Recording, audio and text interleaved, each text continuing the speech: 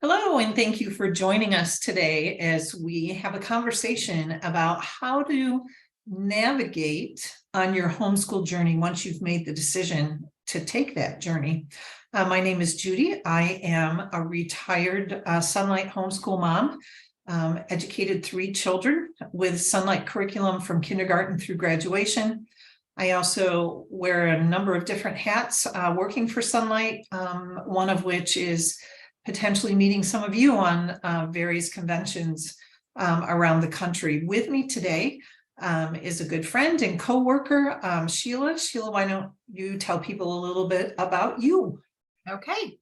I too am a retired homeschool mom of 3 kids, and I homeschooled them all the way through. My oldest did go to private Christian school just for high school, but we started when he was in kindergarten, and they are all now out in the world, moving on. Awesome. That was the goal, wasn't it? Absolutely. Absolutely. Well, let's talk a little bit today. I mean, we're going to have to dig deep to remember back when we were in these shoes, but it's not something you forget. No. Homeschooling is a big decision. And so we're having this conversation today because perhaps some people who are listening in are listening to our school choice series this week, and yesterday maybe they listened to the episode on how to make the choice to homeschool. And we know that the decision making doesn't stop there. That initial decision is a big one, but now we need to move on.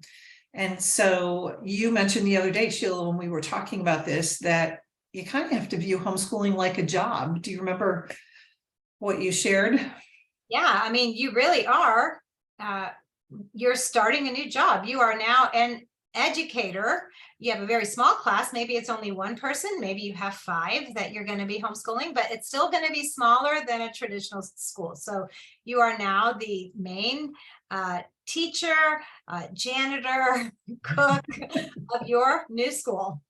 Yes, awesome. And most new jobs, when you take them on, will give you some sort of orientation or onboarding. And so that's what you can consider this. This is day 1 of your new job, and we are your orientation workshop. Exactly. Yeah, so let's talk about something really foundational first. Let's talk about keeping track, because you're going to be making a lot of decisions in the coming day. And I don't know about you, but I don't always keep all of those in my head. So how do people keep track of all those things? So I remember back in the day, I am a researcher. So anytime I'm going to take on a new thing, a new adventure, a new task, whatever it is, I like to do my research. And I remember, very early on, this was before the days of smartphones and all those things where you could just take a picture. We did a lot of copies of things, and I had to corral all those pieces of paper and all those, things that I had gathered information I had gathered into one place. So it's really, really good to have some sort of notebook or planner or folder, or maybe all of the above, in order to keep everything in one place. Because remember, if everything has a place, you can find it again. So having a place to keep all those notes, whether it's curriculum research that you've done, or talking to friends, or finding out what your state or organization is. I know I'm getting ahead of myself, but all those things needs to live somewhere. And so having some sort of filing system or a planner is the key, so that you don't lose those things, because otherwise you're like, oh, I put it here somewhere. Yeah. Mhm. Yep. And we just happen here at Sonlight to have a planner that we think you would find to be very helpful. This planner has a lot of resources in it, a lot of templated pages. I think one of the nice things I really like about this, hopefully everybody can see it, is it has an undated monthly schedule. So it doesn't matter whether you buy it and don't decide to homeschool until next year, or whether you've already started and you need to start plugging things in.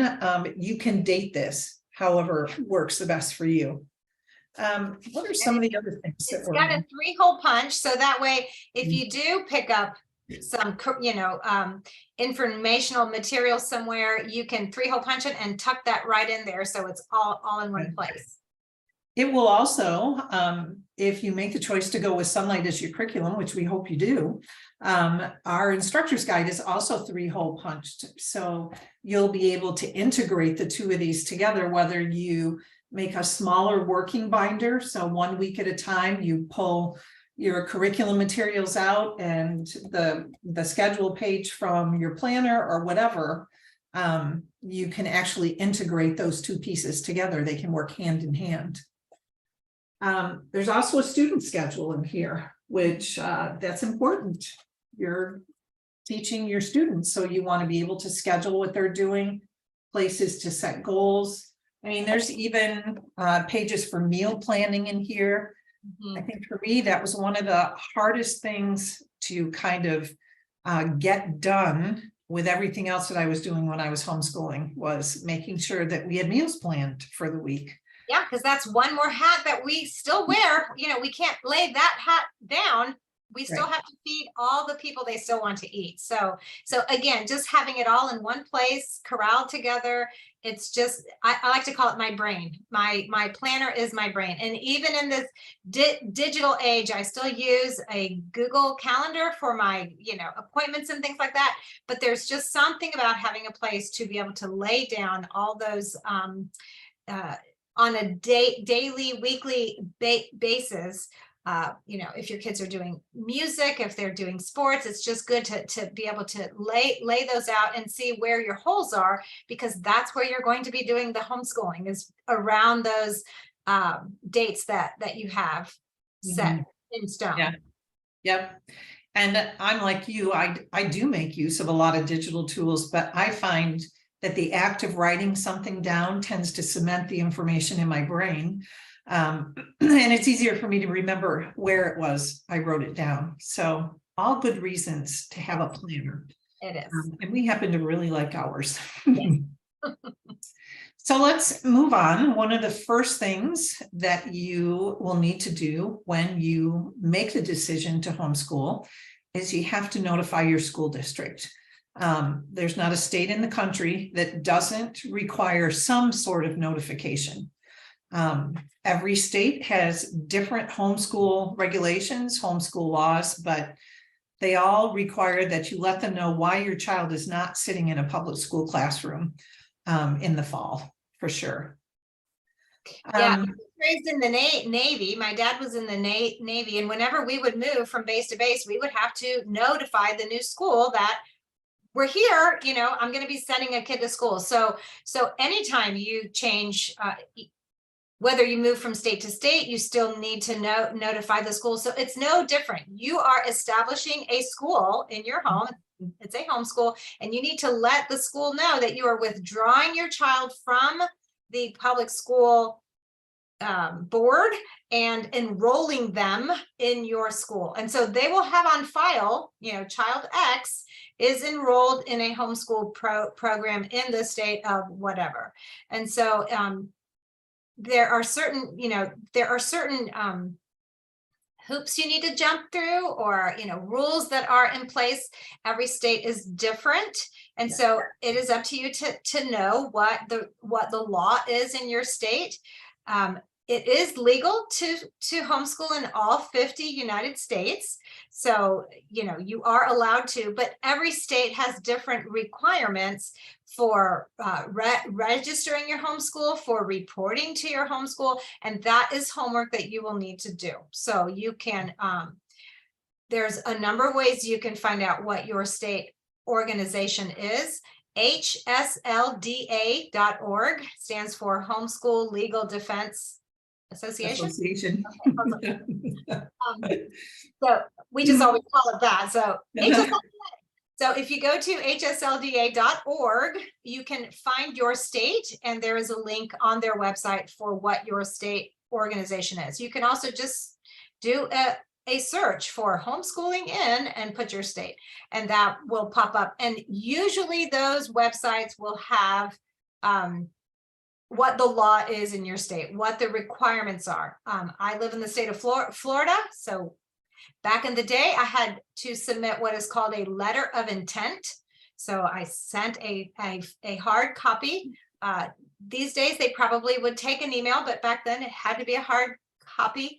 And it had to include the child's name, their birth date, because depending on your school, that is going to determine what grade they're in or when they can start school, and whether or not you need to report for kindergarten. Some states require that you report for kindergarten. Some states require you can start reporting in first grade. So again, your state is going to be different. So we had to submit a letter of intent. And once they were enrolled in my homeschool, they were there until I unenrolled them. So my oldest child who went to private Christian school, I notified the board that I was sending him to this private school.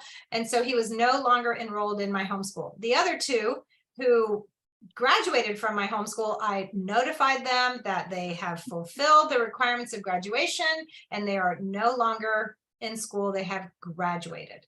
So, so basically twice, when you enroll them in your homeschool and when they graduate or you unenroll them. Those are the two times that you will need to let them know that you are homeschooling or not.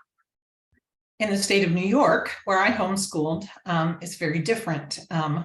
New York State homeschooling is one of the most highly regulated states when it comes to homeschooling. And I had to notify my school district every year that I was going to homeschool my children. I did that same letter of intent, but I also, every quarter on dates that I set, had to submit a report to my school district that demonstrated academic progress for that quarter. So I might list that we did math lessons 10 through 25, or I might give an average math test score. My student math average this quarter is whatever. I was also required when I sent in that letter of intent, and when I did it also had to be hard copy. I also had to give them my plan. This is how I'm planning to educate my child. For math, I'm using this curriculum.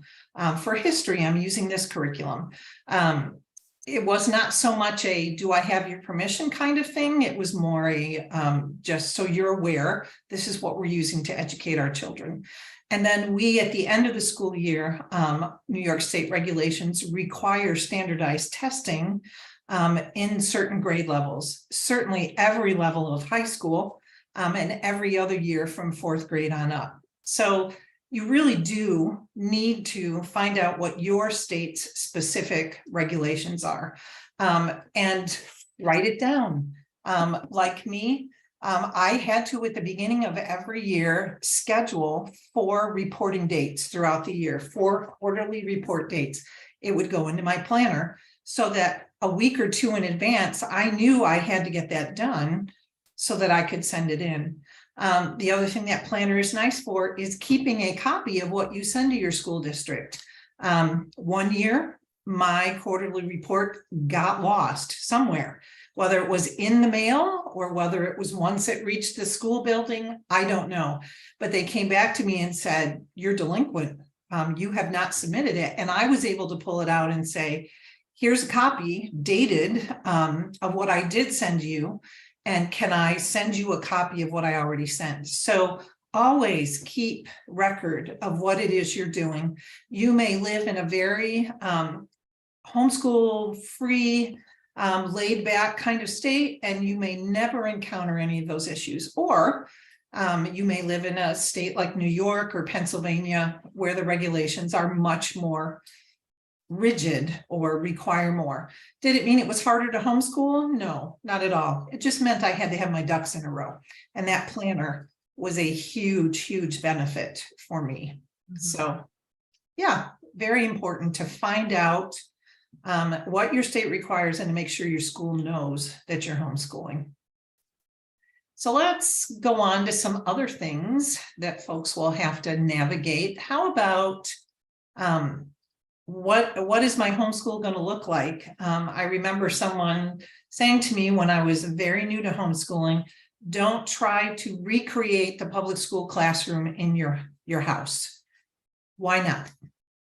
Yes, I had friends who went to the school depot where they would like get rid of old school supplies, and they would buy school desks and blackboards, and they created a school at home. They had taken an office or a bedroom and made it into a classroom, because really that's how we were taught, and so that's what we know, and we work out of what we know.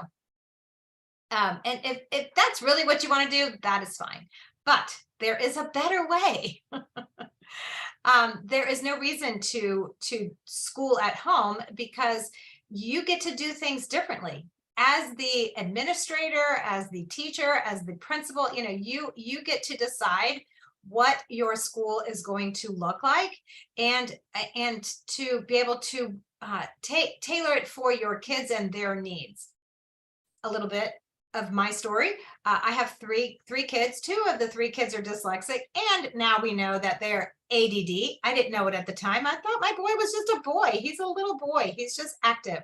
But actually, looking back now, had he gone to school, it would have been very hard for him. I mean, he is now excelling. He's in finance. He's doing really, really well. But had he had to sit in a desk 6 hours a day, et cetera, I don't know that he would be where he is now, because he was able to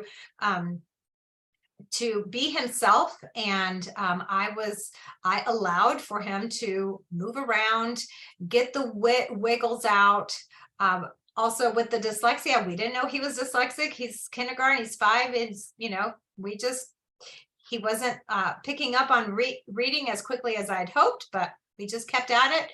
And so if you recreate school at home, then it's going to look a certain way, and you feel like you're not doing a good job if it doesn't look like a traditional classroom. My husband would come home for lunch, and the kids are sprawled all over the couch, all over the floor while I'm reading to them. He's like, "This doesn't look like school." And then I would tell him, ask them everything they know about giraffes, because we were doing science, and so he would quiz them on giraffes, and they knew so much because they were able to absorb the material, because they weren't concentrating on sitting still in their desks, or raising their hand to talk or whatever.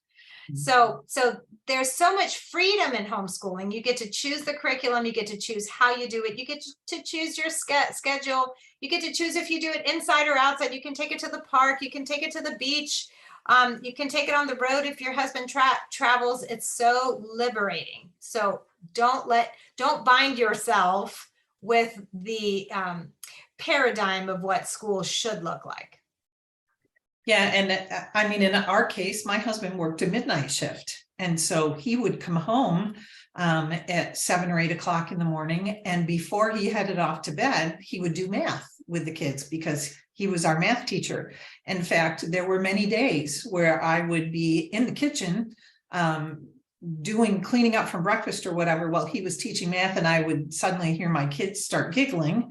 And math is not typically a subject that inspires laughter. So I would peek around the corner and find that he had fallen asleep mid-sentence.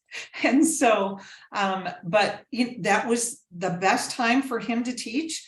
And then we had a very quiet homeschool. If we needed to move, and we did, then we would go outside, we would go to a park, we would find other places to do our schooling, because we lived in a small house, and Dad was asleep in a room not very far away from where we were doing school. And so we just had to flex with that. A desk and a blackboard would not have worked for us.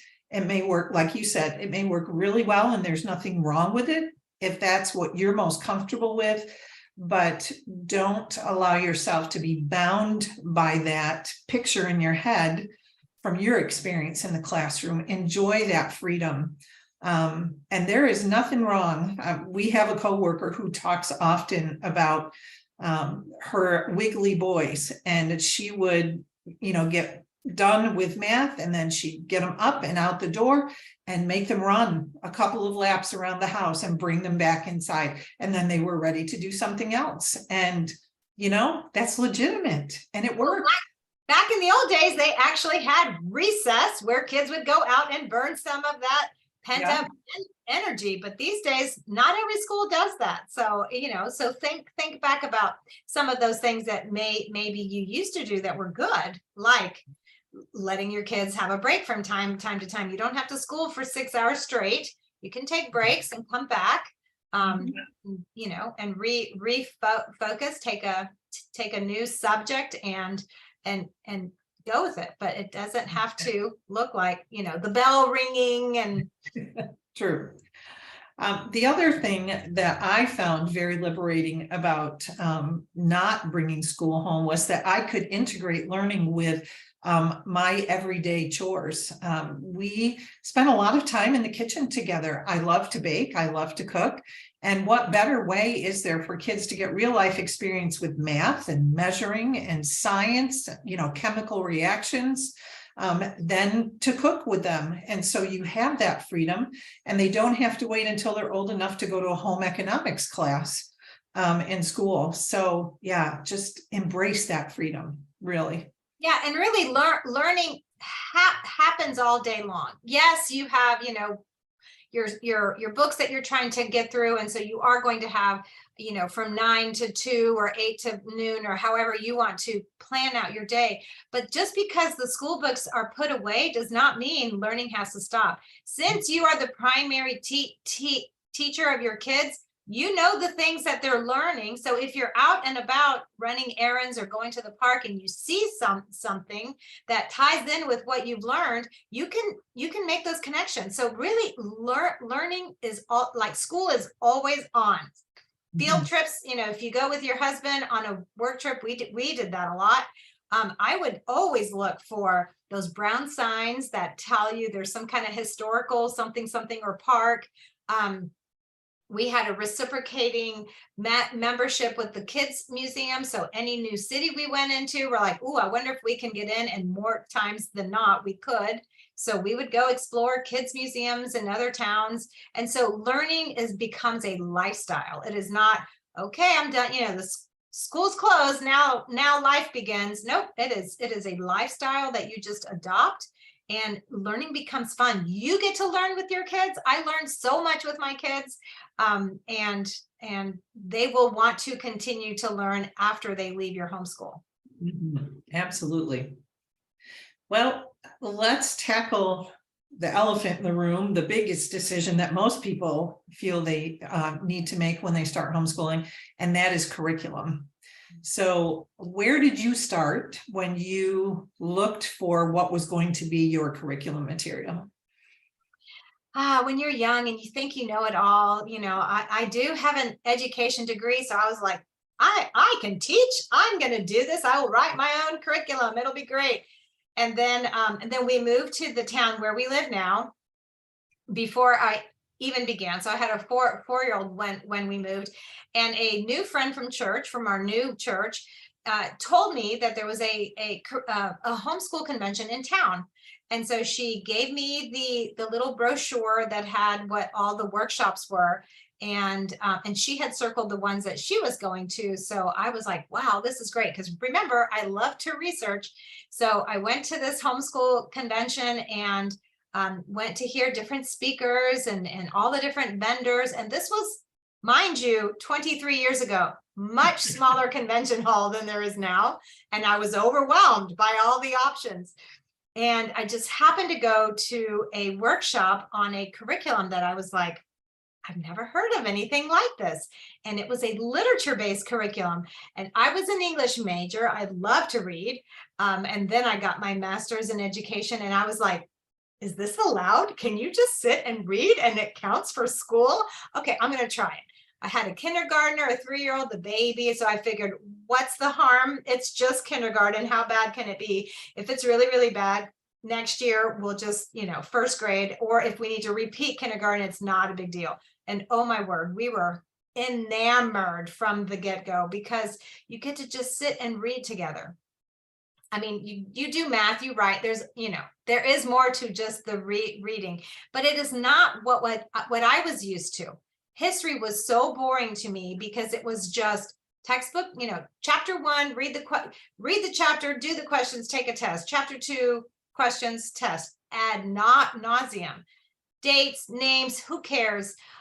But when you learn history through a literature approach, history is just, it comes to life. It is in the context of a story, and it is so much more interesting to learn history that way. So I fell in love.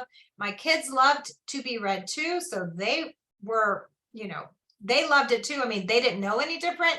I had not brought my kids home from school, so there was not a learning curve for us, because this is just what we were doing, and it worked. There are like philosophies of education, and I did research philosophies of education as well. So, that may be something you want to look into, a literature-based curriculum. There are several approaches to that. The Charlotte Mason approach it comes from the 1800s. A woman named Charlotte Mason used real living books, is what she called it, to teach, which is similar to what Sonlight curriculum is. But there's classical, there's the traditional, there's unit studies, there's unschooling, there's all these different types. So you're going to want to choose something that fits you and your personality and your kids' needs.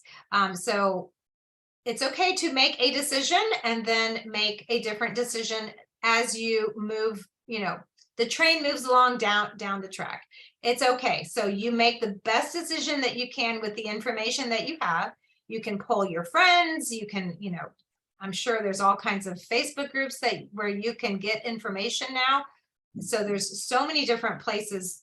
It can almost be too much. It can get overwhelming. Talk to your husband, talk to a trusted friend who might be homeschooling, pray about it. And then once you make your decision, jump in, put the blinders on, because the grass is always greener on the other side of the fence. But that's not true. It just looks greener. It's the angle of the light, and and so then if you do need to make course corrections, it's okay. It's not, you haven't failed. If you make one decision and figure out you need to do something else, that's okay. You are discovering your kids, you're discovering their learning styles, their gifting, their holes. Maybe if you're pulling a child out of school, you're uncovering deficiencies that they may have. Maybe they didn't learn their math facts, or maybe their reading is not as strong as you thought it was. So as you uncover things about your kids, then you can say, okay, I need to address this thing. So whether you get a tutor, or you step a math program down, or you get a different math program, that's not a problem. The biggest thing is just jumping in and starting. It's funny to listen to your story, because I was the same way. I love reading, and when it came time to choose an education approach for our kids, I thought, well, it's got to be something that's centered around books. And I'm a smart, intelligent person. I don't have a degree in teaching, but I did go to college, and I did get a degree, and I thought, I can do this. I can write my own curriculum. And for the first year, 2 years, I did, and I loved it. I went to the library, and I decided what our topics were going to be, and pulled the books and wrote the schedule, and I was in heaven. And then baby number 3 came to our house, and that little baby had medical issues.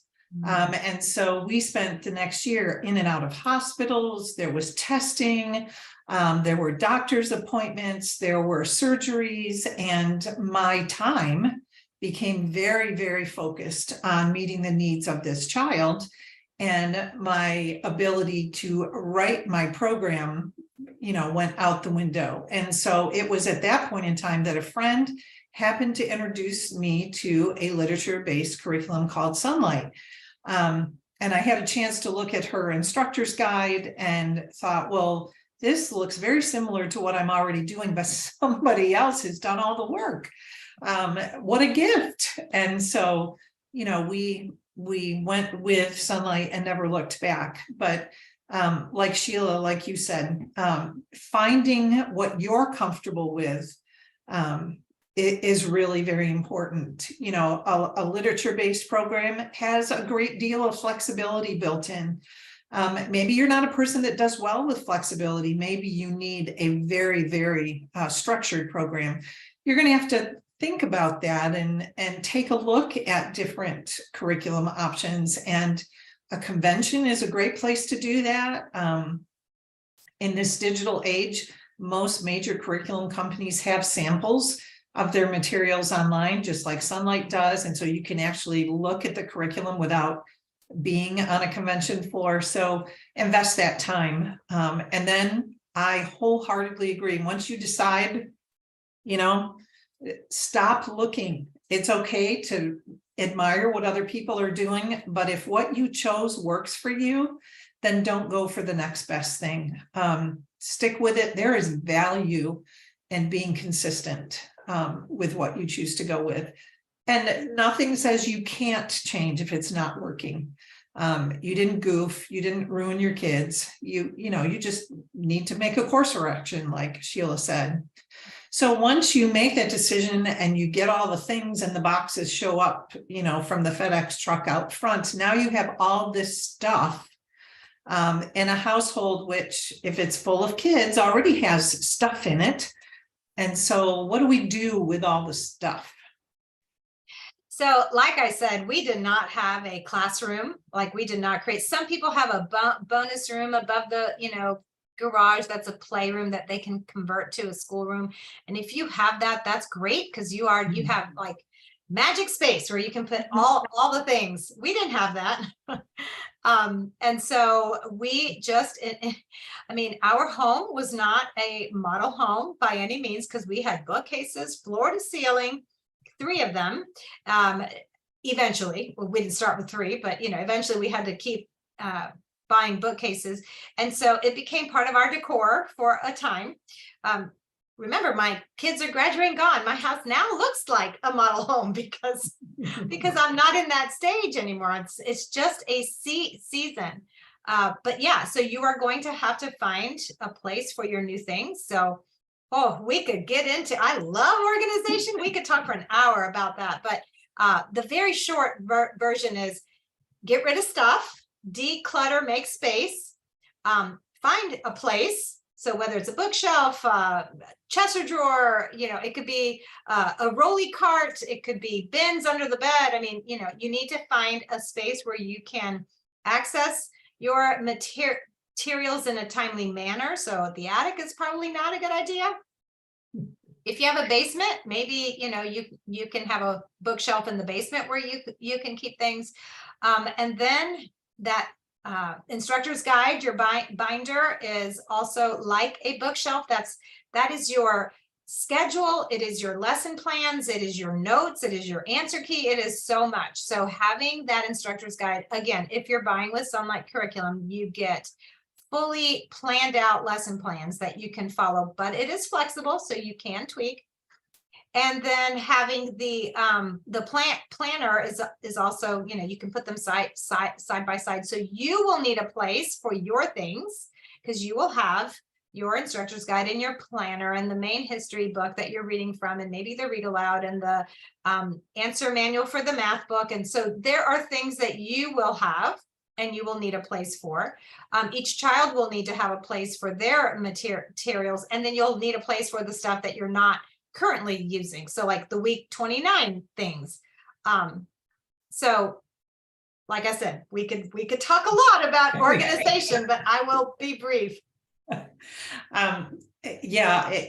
We both live in the organization world, and so we both get off on talking about new and exciting ways to organize things.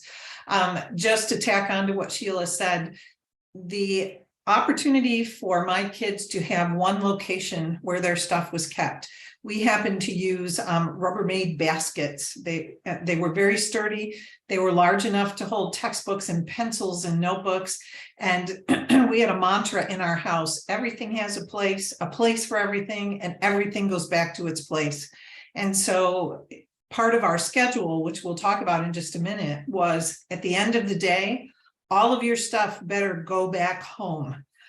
Because the following day, if you say to me, I can't find my pencil, I'm going to say, not my problem, because you know where your stuff belongs and you know where it needs to live. And if your stuff is not there, then you as a parent teacher need to come up with creative ways for how you resolve that. We did a number of different things. If you didn't have pencils, couldn't find your pencils, then you had to buy them from the school teacher.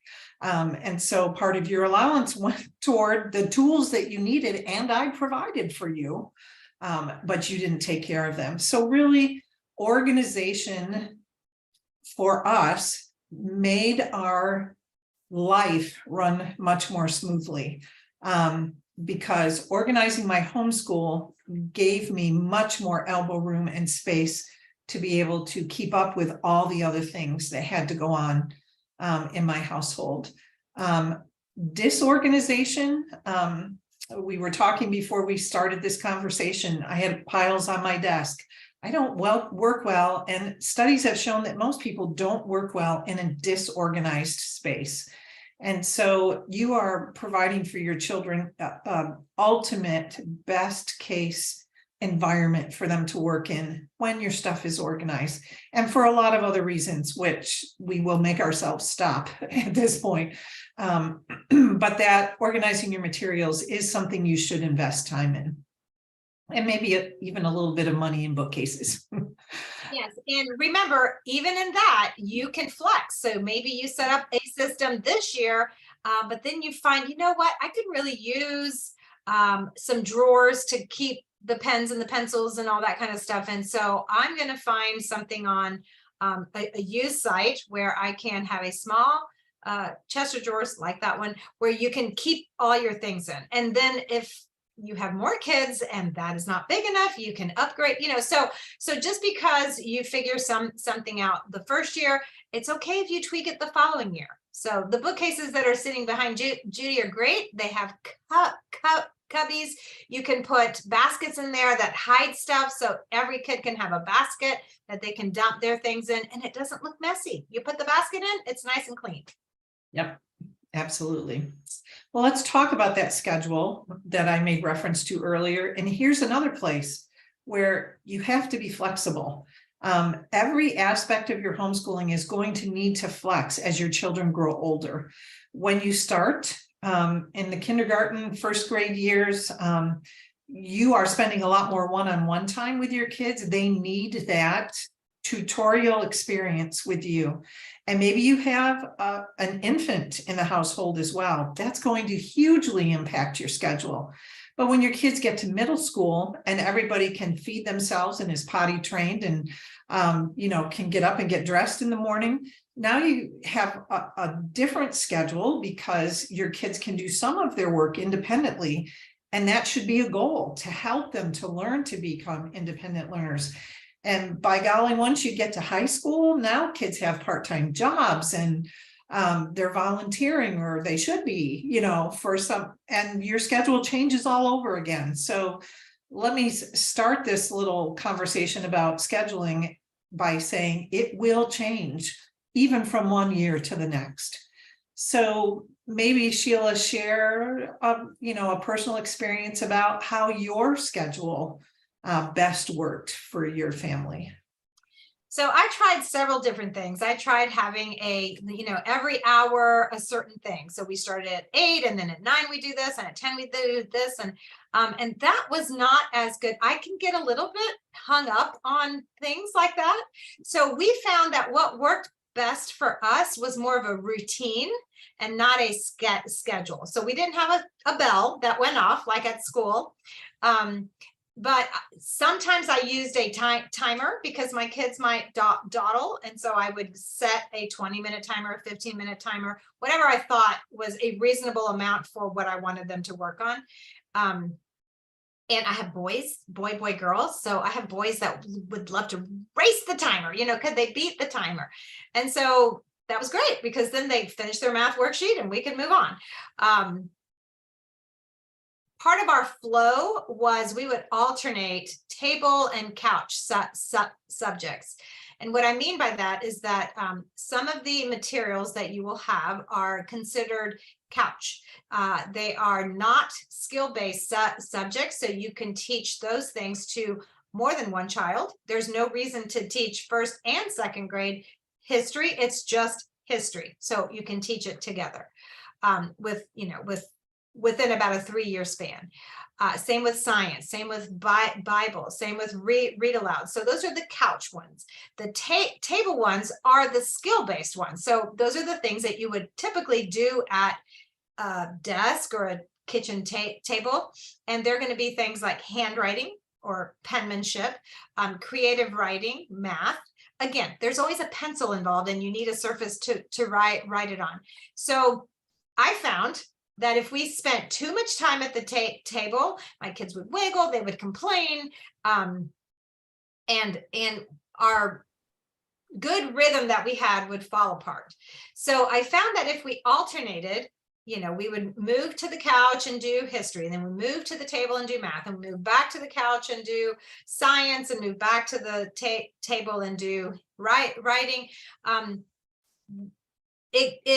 It gave a natural break to the subject, so you can put your books away, get out the new books. It helped to keep the chaos under control because things just didn't pile up. You put something away, you get the next thing out.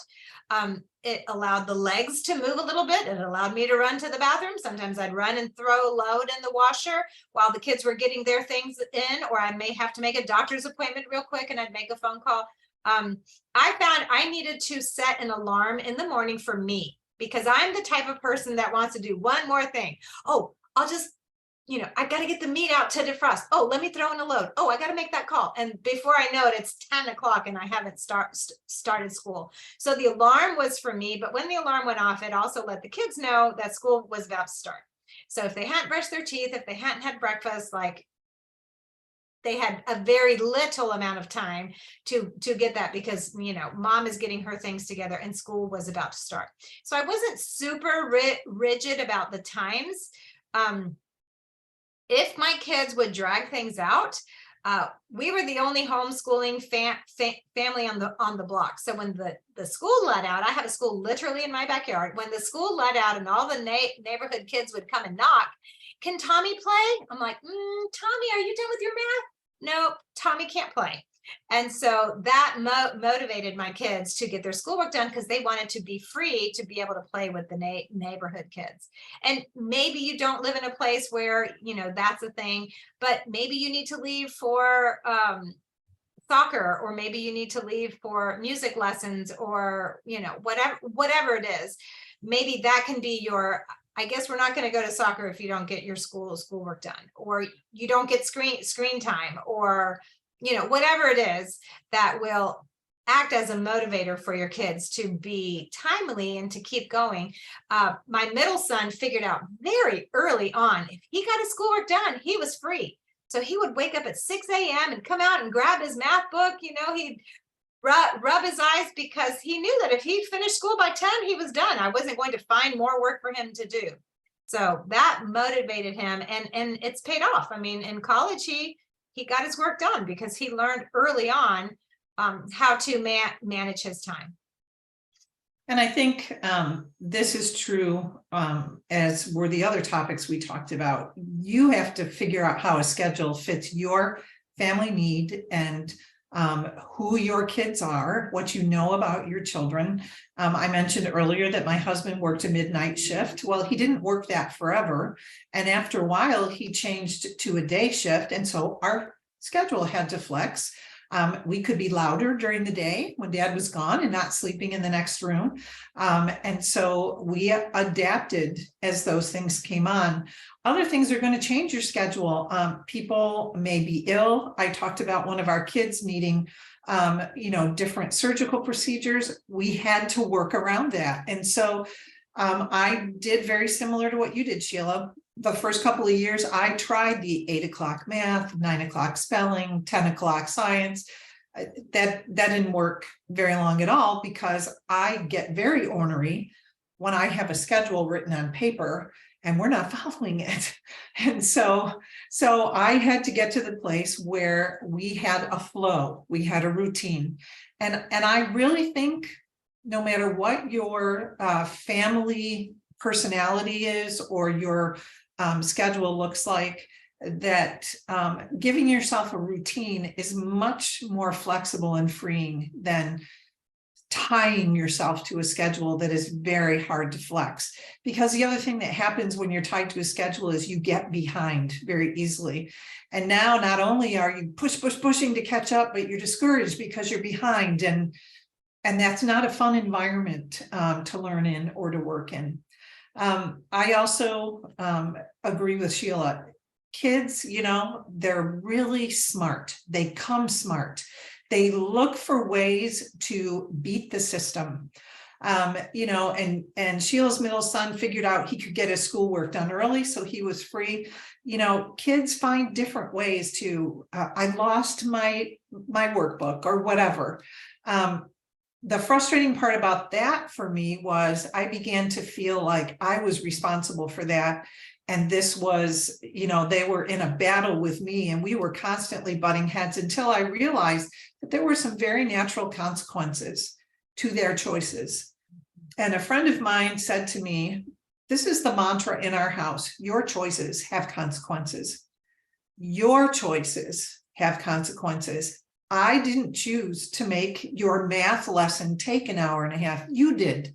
I learned to be very upfront with my kids. Here are the consequences to your not finishing your math. Today, it means that when the rest of us go to the library to take out books, which my kids love to do, you get to stay home with dad and do your math because you didn't get your math done. One of my biggest recommendations would be look for simple, concrete consequences to choices, and realize and let the choices determine the consequences. So then you don't become the big stick carrying, school teacher who says, you blew it. No. After a while, they begin to learn that they're in charge of those consequences, so they can make those choices. And what a wonderful lesson to learn for adult life as well. So we are running really short on time because this is a topic we're both passionate about. So we would like, I think, to end with just a little bit of encouragement. We've covered a lot of things. Some of it may have seemed somewhat scattered, but please know that you can do this. We all go on this homeschool journey, but our paths are very different. Your family does not look like my family, does not look like Sheila's family. Every family is different. And so remember that you can course correct, like Sheila said, and you just have to decide based on the information you have in the moment. And the decision that you make today may not work 6 months from now, and that's okay. And we both, that's Sheila's hair, this is mine. We did not tear our hair out, and our children all still love us, and we still communicate with our children and get together on a regular basis with our children. I even have grandchildren that are now homeschooling with Sonlight. So although on a day-to-day basis, it may seem like your children are never going to speak to you again, and they certainly won't like you, nothing could be further from the truth. Sheila, your thoughts on an encouraging word? Yes. I want to let you know that there is going to be a learning curve, right? Any new job you take on, you don't start a job knowing exactly what you're doing. You learn along the way. Remember when you had that newborn baby, your very first newborn baby, and if you're watching this about homeschooling, I'm assuming you have a kid.